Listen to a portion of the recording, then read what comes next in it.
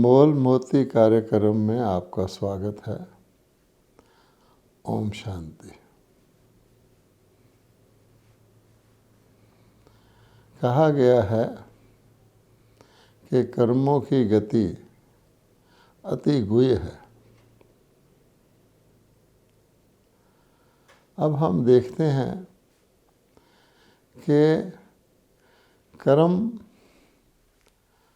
श्रेष्ठ से श्रेष्ठ कर्म क्या हो सकता है और उसका फल कितना बड़ा है। इसके लिए सबसे पहले हम ये देखते हैं कि उदाहरण लेते हैं कर्म और फल, अर्थात कर्म का बीज बोना और उससे फल निकलना। तो इससे पता लगेगा कि हम किस प्रकार के कर्म का बीज बोते हैं और उससे किस प्रकार का फल निकलता है।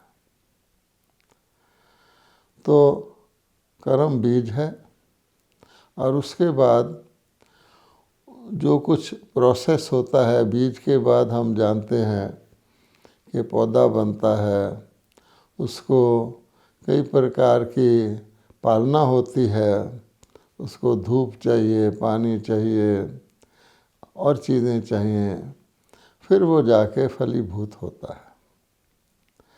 तो उदाहरण लेते हैं कि एक कर्म का एक फल।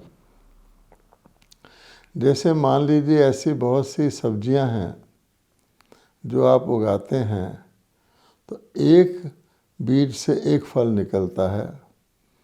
जैसे कि फूल गोभी होती है, पत्ता गोभी होती है, तो हम देखते हैं कि एक से एक ही गोभी निकलती है और उससे वो पूरा हो जाता है। फिर ऐसे भी पदार्थ होते हैं, ऐसी भी वेजिटेबल्स होती हैं, सब्जियां होती हैं, जिसमें एक बीज बोने से अनेक फल निकलते हैं। उदाहरण के तौर पे हम जब मटर का बीज बोते हैं तो उससे अनेक मटर की फलियां निकलती हैं और एक एक फली में कितने कितने मटर होते हैं। ये भी कर्म का फल है कि बोया तो एक मटर, लेकिन उससे बहुत सारे मटर निकलते हैं। ऐसे ही गेहूं का बीज बोते हैं, व्हीट का, तो उसमें बहुत सारे गेहूं निकलते हैं। किंतु नोट करने की बात यह है कि वो मटर भी जो निकलते हैं वो थोड़े समय के नहीं निकलते हैं। हर चीज़ का एक सीज़न होता है, उस सीज़न के अंदर वो अनेक मटर निकलते हैं और उसके बाद समाप्त हो जाते हैं। ऐसे ही गेहूं है, व्हीट है, वो निकलता है, बहुत सारे व्हीट के दाने एक बीज से निकलते हैं, लेकिन सीज़न पूरा होने के बाद समाप्त हो जाते हैं। फिर ऐसे भी बीज होते हैं जिनसे जो कुछ फल निकलता है वो काफ़ी समय तक, वर्षों तक चलता है।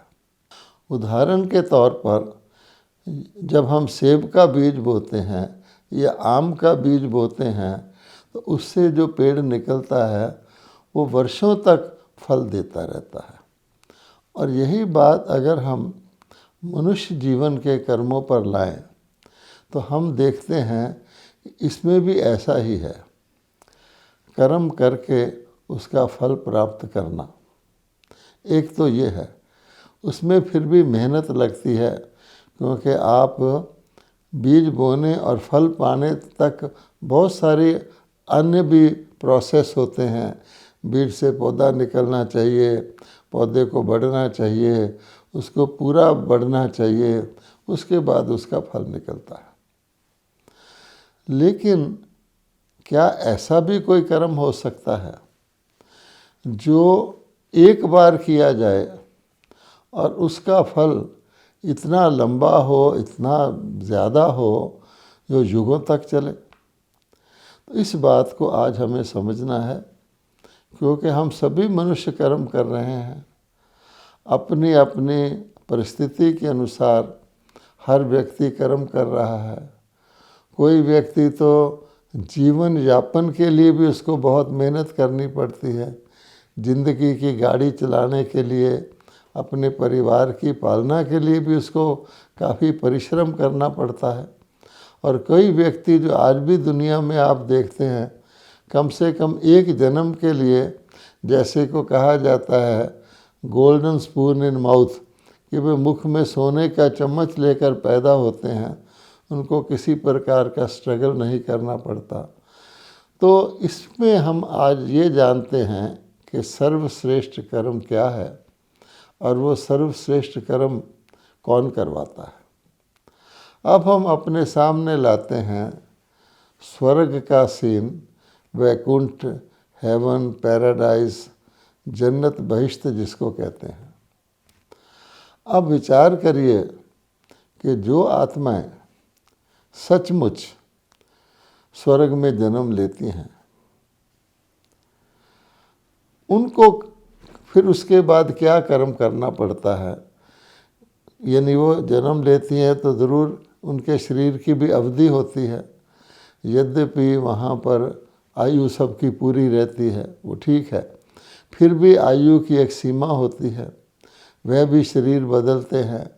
तो जीवन काल में और शरीर बदलने के बाद स्वर्ग में क्या कोई ऐसा कर्म करता है जिसका कर्म करे फिर उसका फल भोगे, या स्वर्ग मैंने स्वर्ग होता है।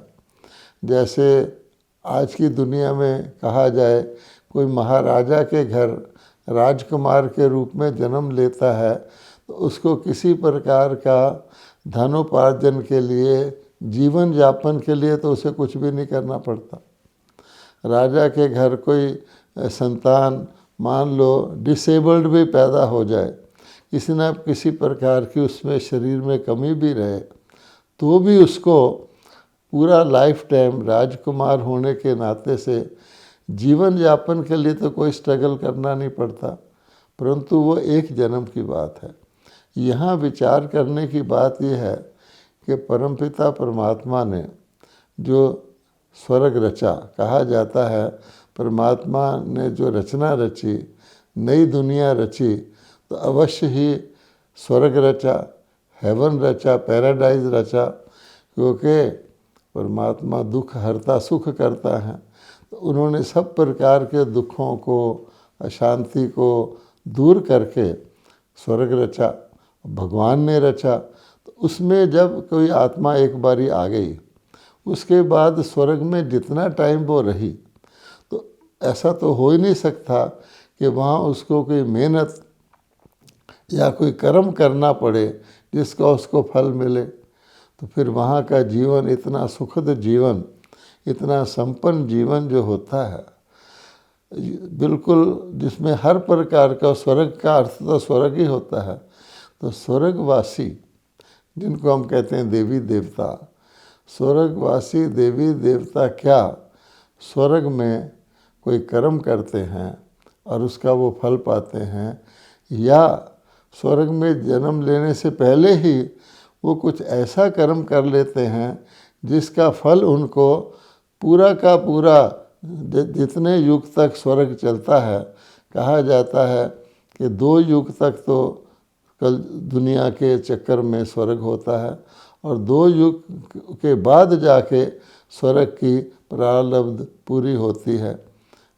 प्रसिद्ध है कि देवता जो थे 2 युग के बाद द्वापर में आकर पुण्य क्षीण हो गए, अर्थात स्वर्ग में आने से पहले उन्होंने इतना पुण्य कर्म किया हुआ था, इतना पुण्य कर्म किया हुआ था कि स्वर्ग में तो बस उसकी वो प्रारब्ध ही भोगते रहते हैं।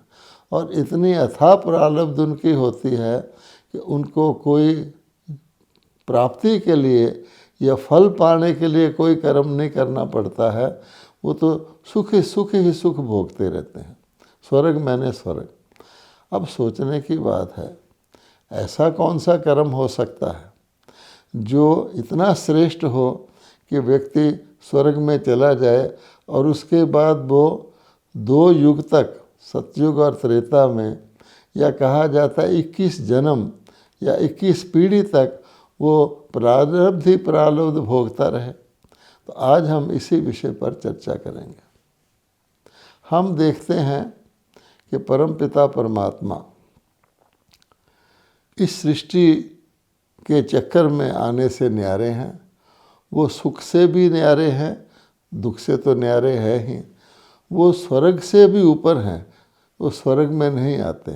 परमात्मा कहते हैं मैं स्वर्ग का रचयिता तो हूँ, लेकिन स्वर्गवासी मनुष्य आत्माएं ही बनती हैं और मैं मनुष्य आत्मा को स्वर्ग में आने के लायक और योग्य और निमित्त बनाता हूँ। अब ऐसा कौन सा कर्म होगा जिससे कि आत्माएं इतनी प्रारब्ध इकट्ठी कर लें, इतना पुण्य कमा लें कि जो एक बार ही स्वर्ग में आ जाएं, उसके बाद उनको प्रारब्ध ही प्रारब्ध ही प्रारब्ध ही भोगनी है। इसके लिए हम एक वृक्ष का उदाहरण लेते हैं। वृक्ष जो होता है, बहुत बड़े वृक्ष का आप उदाहरण ले लें तो क्या पाएंगे कि वृक्ष बीज से उत्पन्न होता है और बीज छोटा सा होता है, और लेकिन उसके अंदर इतनी शक्ति होती है कि बीज के द्वारा ही सारा वृक्ष वृद्धि को पाता है। वो फल फूल देता है, खूब फलीभूत होता है, बहुत काल तक फल देता रहता है, लेकिन उसका ओरिजिन जो है छोटे से बीज से होता है। इसी प्रकार से अगर हम परमात्मा के लिए जो परमात्मा अपना परिचय देते हैं, वो यही देते हैं कि मैं मनुष्य सृष्टि रूपी वृक्ष का बीज रूप हूँ, मैं रचयिता हूँ और ये सारा सृष्टि रूपी वृक्ष मेरी रचना है। तो सबसे पहले बीज से क्या उत्पन्न होता है? तो हम देखते हैं कि बीज को जब धरती में डाला जाता है तो उसके बाद बीज की सारी शक्ति जो है जड़ को मिल जाती है। बीज से जड़ उत्पन्न होता है, उसके बाद बीज का काम खत्म हो जाता है। अब किसी भी वृक्ष के पौधे को देखेंगे, जब पौधा निकल आता है उसके बाद नीचे से जड़ रह जाती है और बीज जैसे डिसअपीयर हो जाता है, लुप्त हो जाता है। बीज अपनी सारी शक्ति जड़ को दे देता है। अब वह जो जड़ है, वृक्ष कितना भी आयुवान हो, कितना भी लंबा हो, बड़ के वृक्ष के लिए कहा जाता है कि बड़ का वृक्ष इतना विस्तृत होता है कि उसके जब वो बहुत फैल जाता है, उसका जड़ें भी नहीं दिखाई देती हैं, उसका तना भी नहीं दिखाई देता है, बल्कि उसके विस्तार से नीचे को टहनियाँ लटकती हैं जो धरती में आकर के जड़ों का रूप धारण कर लेती है। लेकिन वो सारा वृक्ष उस छोटे से बीज से पैदा हुआ था और उसकी सारी शक्ति जड़ में आई थी। कहने का भाव ये है कि जड़ जो है वृक्ष की, वो इतनी शक्तिशाली होती है कि ना केवल सारे वृक्ष के बीज को की शक्ति को समा लेती है, क्षमता को समा लेती है, बल्कि उसका विस्तार करके इतना बड़ा वृक्ष जो इतने समय तक चलता है, उसका आधार जड़ ही होता है। इसलिए डॉक्टर भी जब किसी मर्ज़ का इलाज करते हैं तो कहते हैं जब तक इस मर्ज़ के जड़ को नहीं हमने पकड़ा है, डायग्नोज ठीक नहीं किया है, जड़ को ठीक नहीं किया है, तो सारा वृक्ष रोगी ही रहेगा। ऐसे ही मनुष्य ये भी कहते हैं कि कर्म करने के बारे में कि पत्ते पत्ते को पानी देने से वृक्ष हरा नहीं होता। अब जड़ को जो पानी देंगे उससे वृक्ष हरा भरा रहेगा, उसका कुछ ना कुछ अंश सारे वृक्ष को प्राप्त होगा। अब देखना ये है कि जब नई सृष्टि, जिसको हम सतयुग या वैकुंठ या स्वर्ग कहते हैं, वो तो उसका फल है, वो तो उसकी प्रारब्ध शुरू हो जाती है। लेकिन उससे पहले क्या होता है? तो उससे पहले हम जानते हैं कि परमपिता परमात्मा ही इस सूखे हुए वृक्ष को हरा भरा करते हैं।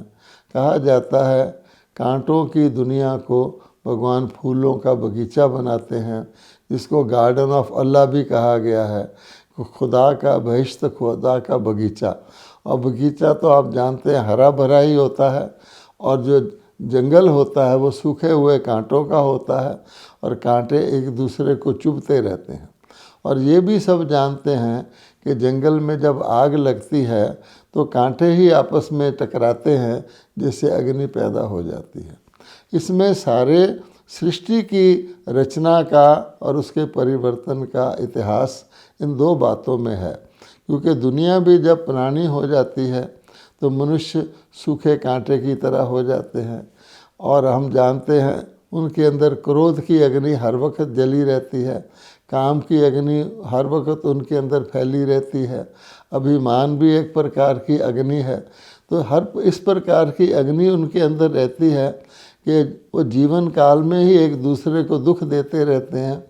आखिर इतना सूख जाते हैं कि जैसे जंगल की आग आपस में टकराने से लग जाती है। इसी प्रकार से हम जानते हैं कि जो भगवान ने गीता में कहा है कि तमोगुण का विनाश, यानी कांटों के जंगल का विनाश हो जाता है अपने आप। इंग्लिश में कहते हैं ईवल डिस्ट्रॉयज इटसेल्फ, अपने आप ही अंत में आकर के वही मनुष्य विपरीत बुद्धि विनाश काल करके परमाणु शस्त्र बना करके वो अग्नि उत्पन्न करके पुराने जंगल को अपने आप साफ कर देते हैं। लेकिन साथ साथ जानने की बात यह है कि परमात्मा आकर के नए वृक्ष की जड़ लगाते हैं। तो वो जो जड़ होती है वो परमात्मा कहते हैं कि पुराने वृक्ष में से ही मैं, जैसे ग्राफ्टिंग होती है, किसी चीज़ का कलम लगाया जाता है किसी वृक्ष में, कड़वे सूखे वृक्ष में मीठे फलदार वृक्ष का अगर कलम लगाया जाता है, जिसको ग्राफ्टिंग कहते हैं, उसके बाद क्या होता है कि नया वृक्ष उत्पन्न होना शुरू हो जाता है और वो फलदार वृक्ष में बदल जाता है, और पुराना जो कांटेदार वृक्ष होता है वो समाप्त हो जाता है। इसी प्रकार से ऐसा नहीं है कि परमात्मा बिल्कुल पुरानी दुनिया ख़त्म हो जाए उसके बाद नई दुनिया रचते हैं, बल्कि पुरानी में ही नई की ग्राफ्टिंग करते हैं। आजकल डॉक्टर लोग भी हम जानते हैं शरीर के अंदर ऐसी ऐसी परिस्थितियां आती हैं जब किसी शरीर का कोई हिस्सा बिल्कुल गल जाता है, सड़ जाता है, रोगी हो जाता है, उसी के शरीर में से कुछ अंश लेकर के डॉक्टर लोग वहाँ प्लांटिंग कर देते हैं, जिससे वो फिर पुनः हरा भरा हो जाता है। तो ये प्रोसेस, यही प्रोसेस सृष्टि की पुनर्स्थापना में होता है। अब सबसे बड़ा, सबसे श्रेष्ठ कर्म क्या हुआ? जो करण करावन हार परमात्मा ने हम आत्माओं को करना सिखाया। अब सबसे श्रेष्ठ कर्म क्या हुआ? कांटों के जंगल को फूलों का बगीचा बनाने के लिए, या आसुरी संस्कार वाले मानव को दैवी संस्कार वाला देवता बनाने के लिए, सामाजिक तौर पर कहें तो आसुरी संपदा को चेंज करके खराब दुखदायी संस्कारों की समाज को समाप्त करके दैवी संपदा अर्थात सुखदायी दुनिया को, देवताओं की दुनिया को स्थापित करना, ये भगवान का काम है। अब परमात्मा कहते हैं कि मैं तो इस सृष्टि के सुख दुख के चक्कर से ऊपर हूँ, मैं तो स्वर्ग नरक से भी ऊपर हूँ, मैं रचेता हूँ। तो इसलिए भगवान कहते हैं कि परमात्मा आकर के, उसको कहा जाता है करण करावन हार। जो कर्मों के गति के फल में आते हैं वो मनुष्य आत्माएं आती हैं। परमात्मा भी कर्म करते हैं, लेकिन परमात्मा इस प्रकार के कर्म करते हैं कि ना तो वो कर्म संबंध में आते हैं, ना कर्म बंधन में आते हैं। इसीलिए भगवान कहते हैं कि मैं खुद अपना शरीर भी धरती पर धारण नहीं करता, क्योंकि अगर परमात्मा अवतरित होते हैं, अपना शरीर धारण करेंगे, तो उनके कोई माता पिता होंगे जिनके साथ उनका कर्मों का हिसाब किताब बनेगा। इसलिए परमात्मा कहते हैं मेरा कोई माता पिता नहीं है, मैं ही सबका माता पिता हूँ। मेरा कोई शिक्षक नहीं है, मैं ही परम शिक्षक हूँ। मेरा कोई गुरु भी नहीं है, मैं ही सतगुरु हूँ। एक मैं परमात्मा हूँ। अब वो परमात्मा मनुष्य आत्माओं के द्वारा ही कर्तव्य करा करके उनको जैसे कि आसुरी संपदा से दैवी संपदा बनाते हैं। तो वो जो कर्म भगवान कराते हैं वो कर्म का कहा जाता है सर्वश्रेष्ठ कर्म। उससे श्रेष्ठ कर्म कोई हो नहीं सकता। उसको कहते हैं परमार्थ। वह कर्म जो परमात्मा के द्वारा सिखाए हुए, जिन कर्मों के अंदर मनुष्यों का अपना कोई हिसाब किताब नहीं बनता, ना तो वो सुख का संबंध बनता है, ना कोई दुख का बंधन बनता है। सुख दुख से ऊपर कर्मातीत स्थिति में रह करके वो कर्म परमात्मा उनसे करवाते हैं। और वो कर्म क्या है? वो कर्म ये हैं कि परमात्मा कहते हैं कि आत्माओं के अंदर जिस प्रकार का आवरण या जिस प्रकार का मैल या जिस प्रकार की मिलावट सतयुग से लेकर धीरे धीरे द्वापर तक तो मिलावट नहीं होती है। द्वापर में जब आत्माएं पुण्य की क्षीण हो जाती हैं और अपने कर्म करके अपना फल पाना शुरू करती हैं, शुरू में कर्म थोड़ा और फल ज़्यादा होता है। धीरे धीरे बहुत कर्म करके थोड़ा सा फल निकलता है। तो उन आत्माओं को मैं ज्ञान देकर, ज्ञान से आत्माओं के अंदर गुण आते हैं और गुण जिसको हम कहते हैं बीज होता है। फिर उसके बाद बीज को बढ़ने के लिए उसको शक्ति चाहिए होती है। तो परमात्मा आत्माओं को अपवित्रता हटा करके शक्तिशाली बनाते हैं। उनकी मन के अंदर शक्ति भरते हैं श्रेष्ठ गुणों को धारण करने की।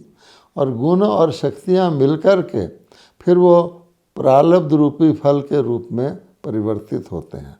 तो जैसे एक वृक्ष की मैंने एग्जाम्पल दी, तो परमात्मा आकर के थोड़ी सी बीज जब जड़ होती है तो जड़ तो धरती के नीचे ही होती है, लेकिन जड़ के अंदर ही सारी शक्ति भगवान भरते हैं।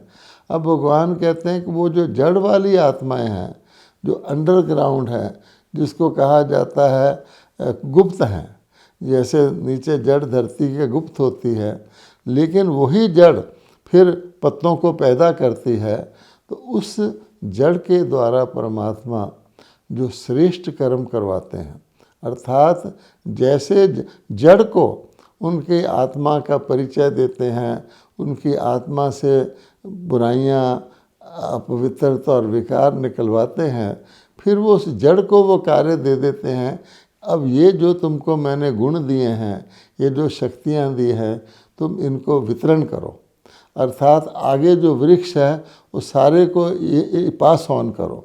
तो वो जो श्रेष्ठ कर्म, जो परमात्म कर्म, जो परमात्मा द्वारा सिखाए हुए श्रेष्ठ कर्म कहो, जो श्रेष्ठ संकल्प होते हैं, श्रेष्ठ वृत्ति होती है, कहा जाता है वृत्ति से दृष्टि बनती है, कृति बनती है।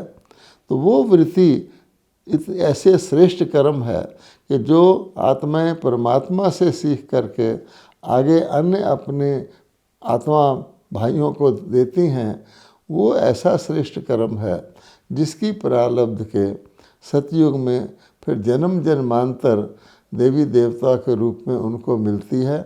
और वो प्रारब्ध ही वहाँ भोगते रहते हैं, क्योंकि वो परमार्थ का कार्य करते हैं। और ये प्रसिद्ध है कि परमार्थ से व्यवहार भी सिद्ध हो जाता है। तो यानी परमार्थ करने वाले को जो परमात्मा के द्वारा ज्ञान अमृत प्राप्त होता है, जो परमात्मा के द्वारा योग बल से जो मनोबल की शक्ति प्राप्त होती है, वो आत्माएं क्योंकि दूसरों आत्माओं को देती हैं, तो इस प्रकार से अज्ञान दूर करके, देह अभिमान दूर करके, आत्मा अभिमानी बनाकर, आत्माओं में से भी अपवित्रता निकलवा कर उनको पवित्र बनाना, पावन बनाना, पुण्य आत्मा बनाना, ये जो कर्तव्य है ये सर्वश्रेष्ठ कर्तव्य है। क्योंकि जिसको लोग सोशल सर्विस भी कहते हैं, सोशल सर्विस इसलिए की जाती है कि लोगों के दुख दूर हों। आज दुनिया में जितनी भी सोशल सर्विस होती है वो शारीरिक होती है और एक जन्म के लिए होती है, और एक जन्म में भी किसी न किसी प्रकार का दुख होता है। जैसे अंधे हैं तो अंध विद्यालय लोग खोलते हैं, विधवाएं हैं तो विधवा आश्रम खोलते हैं, डिसेबल्ड लोग हैं उनके लिए भी सुविधा प्रदान करते हैं, कोई गरीब है उनको रोटी कपड़ा देते हैं। ये सोशल सर्विस है, ये भी दया और करुणा है। लेकिन परमात्मा कहते हैं मैं तो सारे विश्व के ऊपर एक ही बार ऐसी दया और करुणा करता हूँ कि नरक को स्वर्ग में बदल देता हूँ। उस समय जो आत्माएं परमात्मा का साथ देती हैं, जिसके लिए गोवर्धन पर्वत उठाने का भी एग्जाम्पल है कि गोपियों ने तो केवल उंगली लगाई थी, उठाया तो भगवान ने था। तो अब परमात्मा शक्ति देकर जिनसे वो करवाते हैं, जो गोवर्धन पर्वत अर्थात पहाड़ जैसी समस्याओं की दुनिया को ख़त्म कर देते हैं, उस कर्म के कारण से सतयुग में फिर कोई कर्म ऐसा नहीं करना पड़ता जो कर्म करने से प्राप्ति हो। शुरू में ही ऐसी प्राप्ति उन आत्माओं को भगवान कर देते हैं कि आने वाले सतयुग, स्वर्ग, वैकुंठ, पैराडाइज, हेवन, जन्नत, कोई भी नाम दो, वो जन्म जन्मांतर के लिए प्रारब्ध ही भोगते हैं। तो ये है सर्वश्रेष्ठ कर्म जो वर्तमान समय परमात्मा हम आत्माओं के द्वारा करवा रहे हैं। इसीलिए हम अपने आप को भाग्यशाली आत्माएं समझते हैं। ओम शांति।